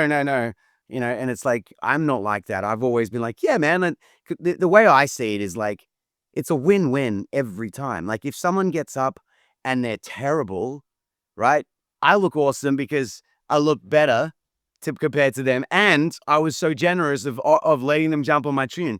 And if they get on and absolutely smash it and blow everyone away, I still look awesome because I gave that person the moment to do that. You know what I mean? Mm-hmm. Like, the generosity goes always in a positive direction. So it can never be crap, unless sometimes someone will get the mic and they won't stop and they'll just keep going. And it's like, it becomes like a big ego thing for them. But again, it's fine because everyone laughs. So like, oh, look at this guy. And then eventually I have to get the mic and I'm like, all right. And I still come off looking like I'm awesome because, I gave that person their moment. You know what I mean? It's still fun. It's still fun. It's just a thing. So my whole idea about collaborating is that just let it happen, and whatever happens is gonna happen, and it's gonna be awesome regardless. And as long as you just welcome it and you just allow it and you follow the thread, you got to be curious and just sort of see what happens and just allow it to happen. You know what I mean? Lean into it. Exactly. And I used to lean in. I used to jam with lots of different bands back in the day before I was looping. I mean, I was in a really rigid rock band where every single song was played exactly the same way every single time. Every section was exactly the same. There was no improvisation. And then I had other bands that with only improvisation, like with jazz guys. and hip hop guys, and reggae bands where it was kind of a combination of the two. And then I'd MC over DJs in clubs, and I would never know what the DJ is going to play until he's playing it. And I had the mic, and I just had to toast over the top and just keep the vibe going, right? And so learning all those different disciplines of how to perform in different ways is the combination of what DubFX is. So yeah, if someone jumps up and they want to get involved, like, yeah, I'm ready for it. You know what I mean? And if I need to go, if someone says you've got 25 minutes because it's like some opening set for some huge band like the Prodigy or whatever, and I've only got 25 minutes, I'll know I can dial in 25 minutes of rock solid, just bang, bang, bang, bang, bang, not live myself too much. Like maybe I'll start with beatbox and improvise, and then go straight into solid thing. And I know that I can put together a little set that will just blow everyone's minds. Like the production will just destroy everything, and everyone will be like, "Oh my God, how did you do that?" And then, I've got it all I've got it all up here, what to do. You know what I'm saying? Yeah, right. Amazing. Yeah, you've built a massive audience and brand pretty much independently. How do you balance that? How do you balance making content, touring, putting out things? How does all that fit in your career? Well, I don't think there's any magic. It's always evolving and it's always changing, and there's no magic answer to any of that. But like I guess for me, I was lucky. I was very, very lucky. I mean, I worked my ass off as well. I'm not gonna, say that, but like I was very lucky in that when I started street performing and looping, I didn't really know what I was doing. I was just working it out as I was going with the looping. And after a couple of years, I'd figured out what DubFX was. At first, it was just seeing what happens. And then by the end of the first after about 2 years, 3 years, I had the pedals, I had songs, I had a structural way of putting things together, and I knew what I was trying to do. And by that point, and I started selling a lot of CDs on the street, to the point where I sold like probably 30 or 40,000 CDs over a few years, right? And I was making decent money. And then by the time I moved to Bristol, it was like 2008, this guy, BD, Ben Dowden, he saw me as a filmmaker. He's like, I want to film you and put it on YouTube. I'm like, sure, whatever. Like YouTube wasn't that popular back then. It was kind of popular, but it wasn't like it is today. And I didn't even have a YouTube paid channel or anything like that. I think I had a MySpace at that point. And so he was like, he put it up online. But what we didn't realize was that all the people that had bought the records, I'd done the math, by the way, because I knew in my head, I was like, I'd go out in the street and I'd sell like 20 CDs in a couple of hours. And I'm like, oh my God, if I did the math, and I'm like, if I did that, sell 100 CDs a week, and I did that for 5 years, I can't remember the math exactly off the top of my head, but I was like, that's a shitload of CDs, right? And then if each one, like say 10,000 CDs or whatever, like whatever the math I'd come up with in my head, if every one of those people had showed one other person, that's double that, right? And so that's a fan base, like 50,000 people says, that's a lot of people that I could live off. So what I didn't realize was that it actually was an exponential growth, because I started selling 20 CDs, but like after about a year, I was selling 50 CDs in an afternoon. And then I'd sometimes sell like 100 CDs, and I'd go out 2-3 times a week and do that. And it was spreading. And so by the time a good video on YouTube came out with decent audio and a decent camera, people were already searching for DubFX into YouTube so they could show their friends the guy that they saw who made everything with his mouth and a couple of guitar pedals on the street, and blew their mind. And so they would find the video, oh, here's a good one. And it just spread like wildfire. It was basically one of the first ever viral videos on YouTube. And I was kind of like one of the first artists. In retrospect, at the time, none of us really knew what was going on. But in retrospect, like I was one of the first ever independent artists to blow up through social media, and kind of, because I ended up on like the front page of Reddit. Like that Love Someone video was on the front page of Reddit, which is like, you need a lot of upvotes to get there. Yeah. People like Mike Shinoda, who was like the brains behind that band Linkin Park, he posted it on his Facebook. That boosted me a lot. CNN had this segment where they would show different YouTube videos, and one time they showed me.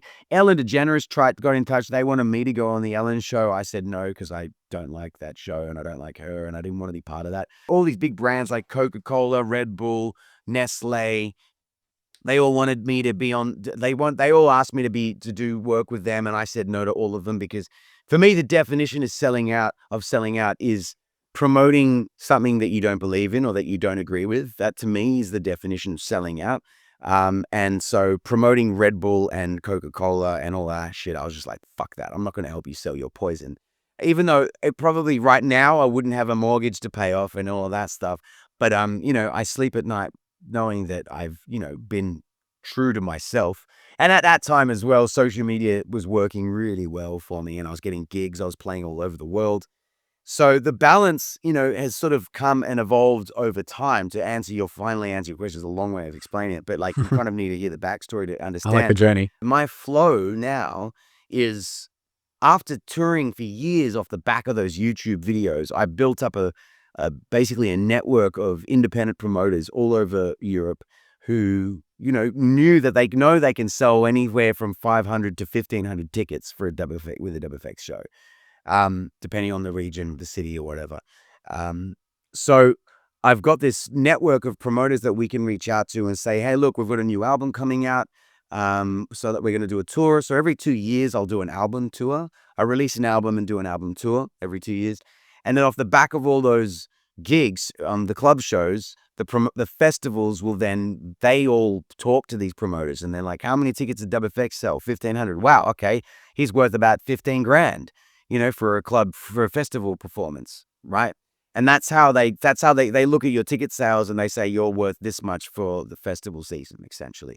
You have to do the club show tours. So it's kind of like this crazy cycle of things. So I need to make content to get the algorithms aware of DubFX. Like the more content you put out, the more the algorithm's going to favor you, right? And the more content you put out of high quality, the more it gets shared around. And then so when I put out an album, I basically create loads of content around the new album, consistently put them all out in specific ways, and then use that to sell tickets to do the club show tour, which then finally fuels the festival acts festivals to pay me to go and perform at the festivals. And then the cycle starts again. Go back into the studio, make a new album, create the content, put it out, go do the club show tour, do the festivals. And that's sort of my cycle. That's how I do it. And you've got the algorithm down. Good on you. Well, the algorithm's always changing. Let's be honest. It's always messing around. Yeah, sure. It's not consistent. Yep. Yeah. I have a final lightning round for you. Okay, go. What are your favorite effects plugins? We've gone through a few of them. Any others of note? Yeah. So it depends on the situation, but I mean, the FabFilter Pro Q is amazing for so many reasons. I use it as a filter, sweeping, for EQing, of course, and also the Spectral Analyzer. And I use that also in Cubase as my Spectral Analyzer. I use it a lot. So that's probably the thing I use the most, but it's quite a boring plugin to talk about. For delays, I love the Dub Station, and I love that Space Echo emulation that I showed you. They're basically only two delays I use. And then for my reverbs, I love the Pro R if I want like clean, sort of big sounding reverbs. Or I use the Devil Spring, and I've also got the Springs, and I kind of flick between the three depending on the project. I'll get the right sound I want, but those are the main reverbs that I use. As far as transient designers go, I love the FAC Transient Designer. I love the FAC Phaser. Those are the main ones I use for those. As far as my saturation is concerned, I love Saturn. I think that it's a really deep plugin. There's a lot to be done with Saturn. I like Effectrix for like sequence style effects where you can, because it's got these blocks and it's got a 16 bar or 8 bar, whatever bar, you choose the amount of bars you want it to go the length of it to be. And then you can put the blocks in, which make it do a thing on that block when the sequencer hits it. So it might be a phaser opens up, or a delay happens, or a reverse happens. And that's really cool to just have as a general thing to make a 4-bar loop sound like a 16-bar loop. Because at the end of the 16 bars, it'll do some mangly thing, mashup, and make it sound like it's a 16-bar loop, right? So that's really cool. Yeah, those are mainly the plugins that I use. Cool. All right. Next question. Do you have a favorite piece of gear? I mean, not really. I mean, all of it together is it's the combination of it all. You know, the heart and soul of dub FX sound is the effects pedal. You know, I started programming vocal effects through guitar pedals 25 years ago. It's insane. When I was 17, I'm 42 now. So I started with like these little kind of Digitech sort of guitar effects process. Basically, because I was such a I bought them because I was such a shit guitarist, and by putting your guitar into like an effects pedal, you can make you sound better. Something amazing. Makes you sound like yeah. And then I realized I'm not a very good singer. Maybe if I put my vocals through, I could sound better as well. And so I started experimenting with like vocal effects in the GT6. I think I might have been 18 or 17, or I think I'm only 17 or 18, 17. And, you know, that's began my journey of vocal effects. And so programming the delays, the reverbs, the pitch shifting for the two different when I rap in like these two different voices that pitched it down and up. And then I started getting into programming different, like learning compression and all that sort of stuff. And so I started programming the GT6 back then, and then I got the GT8, and then I went to the GT10B, and now I'm using the Helix, which is the Line 6 one. I used to only use Roland. Now I don't use any Roland gear, which is kind of funny. But yeah, and so the heart and soul of the sound of dub FX is the vocal effects. It's like without that pedal, I don't sound like dub FX. But and sometimes when I perform with bands, I don't bring the loop station, but I do bring my effects pedal, and I can still sound like dub FX over the band, if that makes sense. So yeah, that's probably my favorite piece of gear. But I do love, Loopy Pro. I can't live without Loopy Pro, obviously. Nice. What is the smallest change to your setup that has made the biggest difference to you? Apart from Loopy Pro, because that's a big one. Apart from Loopy Pro, yeah. Apart from Loopy Pro, I would say these Sennheiser wireless things, because they could turn any dynamic mic into a wireless microphone. And this microphone is an amazing mic. It's like it's the Mic Tech PM9. It's the best beatbox and vocal mic you can get, in my opinion. And yeah, putting this, not having a cable, this thing here has just changed the game, because it means I can run around the stage and it's just so tight. And the quality, because the problem with those radio mics, I tried so many times plugging them into the effects pedal, and the degradation you get through the radio is the Bluetooth. There's just none. It's just perfect. It's like 100%. Like you don't hear any degradation compared to like having a cable. So yeah, that's probably the smallest, but yeah. I have to ask this. What is your favorite Loopy Pro feature? My favorite Loopy Pro feature, there's too many to answer. I love going through the set. Like the set list thing is really awesome. Being able to program set lists, it's so good. I love the fact that you can record everything individually. Like I can record the colors, the in and out, everything together, the send, like it's the recording functionality is amazing. I love the fact that, you can time stretch things and it works really well. There's so many things, but the tempo thing, the fact that, you can like round up the tempo all in the bot. I love the fact that when I'm recording loops, that you could do the whole trim the loop so that it's tight, and like you don't actually have to hit it at exactly the right time. Yeah, the auto loop detection, right? Exactly. It doesn't work for everything. So when I do a beat like I can't figure that one out. Yeah. Because it's too syncopated. Yeah. It's when I go and then hit loop, it goes, he cuts off the snare drum because it doesn't understand where it's meant to go. So I have to do like, and it figures it out perfectly. But so I use it on those beats. Yeah. I also love the fact that I can have a click running through my ears only. For some things, especially for like tracks where I want to do a big breakdown, and then I want to go back and I want to keep rapping and singing over like some pads which don't have any time signature to it, which you can't really hear. And then when the drums kick in, I'm perfectly on point. Like that just makes the show much cooler, you know? There's so many things, man. Cool. Awesome. And what I love about Loopy Pro is how modular it is, you know, like there's so many different, you can use so many different controllers to make it run. You could use so many, it saved my ass. And so like one time my gear not one time, a few times my pedals, my gear did not arrive because the plane, like they got lost or whatever. But I did have my Loopy, I did have my iPad and the APC 40 with me. So I just went to and rented like a Scarlett, those red sound cards. You know, the little Scarlett 2-track. I'm using one right now. There you go. So I've just got a hub. I bought a hub and got the Scarlett, and I basically was able to still do a show just plugging those two, all of that setup into the system. And I just had a dry microphone going in, and I just sang. I wasn't able to do any looping really, but because I didn't have my pedal. But I was able to just still sing backing track to all my tracks, you know, and do the show. That's great. Which saved me. Yeah. Yeah. Amazing. Any new projects in the works?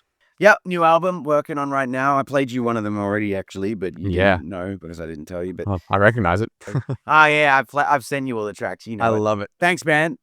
I've got to update. I've sent you. They were the old ones as well. Like I've got newer versions. So anyway, but that should be coming out in a couple of months. Maybe by the time this video comes out, it'll probably be. When is this going to be released? I have no idea. When you get your shit together. Well, yeah, pretty much. You're a very busy man. Yeah. Well, then it might already be out by the time people see this. But the tracks, the album's called Open Secret Society, and you know, it's just I tried to make as many bangers as I could for this album, as opposed to taking people on like an emotive journey. This was just like festival tune after festival tune. Yeah, it shows. So yeah. What is the writing process like doing that? How has that been relative to your other albums? It's just the intention behind it. Like a lot of like. I used to kind of want to just experiment and go on a different bit of a journey. Like it depends on mood I'm in. A lot of the time I'm like, I want to make some chill. It depends what I'm listening to. Like if I'm listening to loads of chilled hip hop or loads of reggae or loads of drum and bass, that's what I want to make. You know what I mean? Because I hear stuff that makes me go, oh, I want to know how to make that. And that's how my brain works. It's like a lot of the stuff comes from me hearing stuff and going, I want to somehow figure out how to do that. And also how to do it by beatboxing and looping it, right?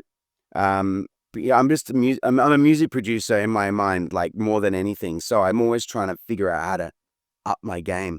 But then for this particular album, I was just thinking about like, what are the tunes that are most important for me when I play live?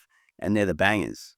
And so I'm like, all right, I'm just going to make loads of bangers basically. And so every tune is just heavy. Yeah. You know, and that's kind of like what people want a lot of the time anyway, you know, especially from me. It's fairly obvious given who you are, but where can people find you online? YouTube, Instagram. I mean, I guess I'm most known for YouTube, but and Facebook, but no one uses Facebook anymore. But Instagram, YouTube, yeah, those are the main two really, and Spotify, of course. But I hate Spotify. I started to. You know, it's crazy what they're doing with all the AI generated stuff now. Now that if you go to like artist radio, say you type dub effects, go to artist radio, it slots in a whole bunch of AI tunes now as well. It does. It's disgusting. So I checked out Sahida's artist radio. Yeah, it's like, and it just throws in all these tracks that are just AI generated, which those royalties don't go to anybody. And someone's physically gone in and typed in Sahida or Dub FX, and and you'd think that it would show you artists related, but no, it shows you just AI generated stuff, which is disgusting. And it's like, that royalty's going to nobody. It just goes back to Spotify. It's like they're just trying to it's like, God, the dystopia is here. Yeah, it's so messed up. So, you know, I'm thinking of. I thought we'd have a few more years before. Oh, that. dude. I mean, I reckon we've been in it for a longer time than we realize. I think AI, honestly, has been around longer than it was around longer than it was released to the public. It just was shittier because, you know, it needed the public's contribution to make AI as strong as it is now. But they've been using it for a lot longer. Yeah. Yep. Well, it has been an absolute joy chatting with you. Thanks, man. Wish we could do it in person, but that's how it is living on opposite sides of the world. Yeah.